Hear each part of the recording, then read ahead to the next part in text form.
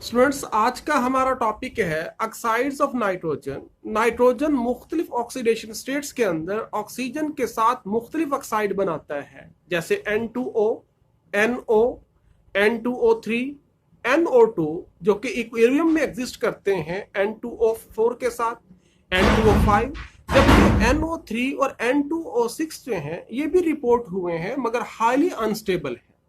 हम सबसे पहले बात करते हैं नाइट्रस ऑक्साइड की, N2O5 की। अगर हम इसके प्रिपरेशन के हवाले से बात करें तो इसको प्रिपेयर किया जाता है by heating sodium nitrate, ammonium sulphate, और उसके नतीजे में सोडियम सल्फेट बनेगा, नाइट्रस ऑक्साइड बनेगा और वाटर बनेगा। इसी तरीके से अगर हाइड्रोक्सिल अमीन को नाइट्रस एसिड के साथ रिएक्ट करवाया जाए उससे भी बनता है नाइट्रस ऑक्साइड। फिर सल्फोमिक एसिड जो है, अगर उसका नाइट्रिक एसिड के साथ रिएक्शन करवाते हैं उससे सल्फ्यूरिक एसिड बनेगा, नाइट्रस ऑक्साइड बनेगा और वाटर बनेगा। फिर इसी तरीके से अगर स्टेनस क्लोराइड के साथ नाइट्रिक एसिड और HCl का रिएक्शन करवाएं उससे स्टेनिक क्लोराइड बनेगा, साथ नाइट्रस ऑक्साइड बनेगा। जिंक का डाइल्यूट नाइट्रिक एसिड के साथ रिएक्शन करवाएं तो जिंक नाइट्रेट के साथ नाइट्रस ऑक्साइड बनता है। ऐसे ही अगर आयरन का वाटर और नाइट्रिक ऑक्साइड के साथ रिएक्शन करवाएं तो उससे नाइट्रस ऑक्साइड बनता है, फेरस हाइड्रोक्साइड बनेगा। अमोनियम नाइट्रेट को अगर 220 डिग्री सेंटीग्रेड के ऊपर हीट करते हैं तो उससे नाइट्रस ऑक्साइड और वाटर बनता है, मगर इस रिएक्शन के दौरान एक्सप्लोजन का अंदेशा बहुत ज्यादा है। यही वजह है कि अमोनियम नाइट्रेट को रिप्लेस करते हैं सोडियम नाइट्रेट और अमोनियम सल्फेट के साथ। अगर हम इसकी फिजिकल प्रॉपर्टीज के हवाले से बात करें तो कलरलेस गैस है, प्लीजेंट ऑर्डर है, स्वीट इन टेस्ट है। इसका मेल्टिंग पॉइंट -90.8 डिग्री सेंटीग्रेड और इसका बॉइलिंग पॉइंट -88.7 डिग्री सेंटीग्रेड है। एक्वस सोल्यूशन के अंदर ये न्यूट्रल है, जबकि इसको लाफिंग गैस भी कहते हैं। उसकी वजह यह है कि अगर हम इसको इनहेल करते हैं मखसूस टाइम के लिए तो स्टेरिक लॉटर प्रोड्यूस करता है, और अगर बहुत ज्यादा इसको इनहेल कर लें तो उसके नतीजे में डेथ जो है वो हो सकती है। अगर इसके केमिकल रिएक्शंस के हवाले से बात करें तो इसकी 560 डिग्री सेंटीग्रेड के ऊपर डिकम्पोजिशन होती है और नाइट्रोजन और ऑक्सीजन के अंदर कन्वर्ट होता है। इसी तरीके से अगर इसकी रिडक्शन रिएक्शन की बात करें तो ऑक्सीजन की तरह ये कंबस्टन को सपोर्ट करती है, मगर बजाते खुद इनकम्बस्टिबल है। ये सल्फर, फास्फोरस, मैग्नीशियम, कार्बन और कॉपर के साथ रिएक्ट करके मुतलका ऑक्साइड बनाता है और साथ जो है वो नाइट्रोजन गैस रिलीज करता है। नाइट्रस ऑक्साइड हाइड्रोजन और अमोनिया के साथ रिएक्ट करके वायलेंटली एक्सप्लोड करता है। अगर यूजेस ऑफ नाइट्रस ऑक्साइड की बात करें तो ये प्रोपेलेंट गैस के तौर पे इस्तेमाल होता है food item, whip cream, buns बनाने के। इसी तरीके से डेंटल और माइनर सर्जिकल ऑपरेशंस के दौरान 10% ऑक्सीजन के साथ मिलके ये माइल्ड एनेस्थेटिक के तौर पे काम करता है। अगर स्ट्रक्चर के हवाले से देखें तो स्ट्रक्चर इसकी कुछ इस अंदाज में है। ये रेजोनेंस हाइब्रिड जो इसके हो सकता है, इनमें रेजोनेंस होती है, इसमें sp हाइब्रिडाइजेशन है, इसकी डाइपोल मोमेंट 0.17 डिबाई और स्ट्रक्चर इसकी लीनियर है। इसका जो पाई इलेक्ट्रॉन है वो डीलोकलाइज्ड है दो नाइट्रोजन और ऑक्सीजन के दरमियान। नाइट्रोजन के ऑक्साइड की दूसरी टाइप है नाइट्रिक ऑक्साइड, NO। अगर इसकी प्रिपरेशन के हवाले से बात करें तो नाइट्रोजन और ऑक्सीजन इलेक्ट्रिक आर्क की मौजूदगी में नाइट्रिक ऑक्साइड में कन्वर्ट होता है। ऐसे ही अगर कॉपर का डाइल्यूट नाइट्रिक एसिड के साथ रिएक्शन करवाए उससे कॉपर नाइट्रेट, वाटर और नाइट्रिक ऑक्साइड बनता है। ऐसे ही कैटालिटिक ऑक्सीडेशन अगर अमोनिया की करते हैं प्लैटिनम 500 डिग्री सेंटीग्रेड के ऊपर तो उससे भी नाइट्रिक ऑक्साइड तैयार होता है। इसी तरीके से पोटेशियम नाइट्रेट, सल्फ्यूरिक एसिड और फेरस सल्फेट का अगर रिएक्शन हो तो ऐसी हालत में ferric sulphate, potassium sulphate, nitric oxide और वाटर बनता है। अगर पोटेशियम नाइट्राइट का मरकरी और सल्फ्यूरिक एसिड के साथ रिएक्शन हो तो ऐसी हालत में potassium sulphate, mercurous sulphate, NO और साथ वाटर बनेगा।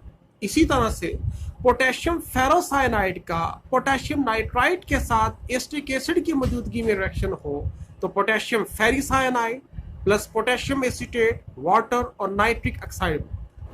ऐसे ही अगर इसकी फिजिकल प्रॉपर्टीज के हवाले से बात करें तो कलरलेस गैस है, हैवियर देन एयर है और स्लाइटली सॉल्युबल इन वाटर है। लिक्विड NO जो है ब्लू इन कलर है। It is neutral oxide like nitrous oxide. इसका बॉइलिंग पॉइंट -151.7 डिग्री सेंटीग्रेड और फ्रीजिंग पॉइंट इसका जो है -163.6 डिग्री सेंटीग्रेड, और फ्रीजिंग पॉइंट पे ये ब्लू सॉलिड के अंदर कन्वर्ट हो जाता है। अगर हम नाइट्रिक ऑक्साइड के रिएक्शंस की बात करें तो NO ऑक्सीजन के साथ रिएक्शन करके NO2 that is reddish brown gas, जिसको नाइट्रोजन परऑक्साइड भी कहते हैं, नाइट्रोजन डाइऑक्साइड भी कहते हैं, बनाती है। इसी तरीके से नाइट्रिक ऑक्साइड कार्बन, फास्फोरस और सल्फर की ऑक्सीडेशन करके उनके मुतलका ऑक्साइड और साथ नाइट्रोजन गैस रिलीज करती है। नाइट्रिक ऑक्साइड क्लोरीन और ब्रोमीन के साथ रिएक्शन करके नाइट्रोसाइल क्लोराइड और नाइट्रोसाइल ब्रोमाइड बनाती है। नाइट्रिक ऑक्साइड का आयोडीन के साथ रिएक्शन मुख्तलिफ है। ये आयोडीन के साथ वाटर की मौजूदगी में रिएक्शन करके नाइट्रिक ऑक्साइड और हाइड्रोजन आयोडाइड बनाएगी। ऐसे ही इसका हाइड्रोजन के साथ रिएक्शन जो है कैटलिस्ट और विदाउट कैटलिस्ट जो है मुख्तलिफ है। विदाउट कैटलिस्ट ये रिएक्शन करके नाइट्रोजन और वाटर बनाती है, जबकि प्लैटिनम ब्लैक बतौर कैटलिस्ट जब इस्तेमाल करेंगे तो अमोनिया और वाटर बनाएंगे। एज ए रिड्यूसिंग एजेंट जो है KMnO4 सल्फ्यूरिक एसिड और NO आपस में रिएक्शन करके potassium sulphate, manganese sulphate, nitric acid और वाटर बनाते हैं।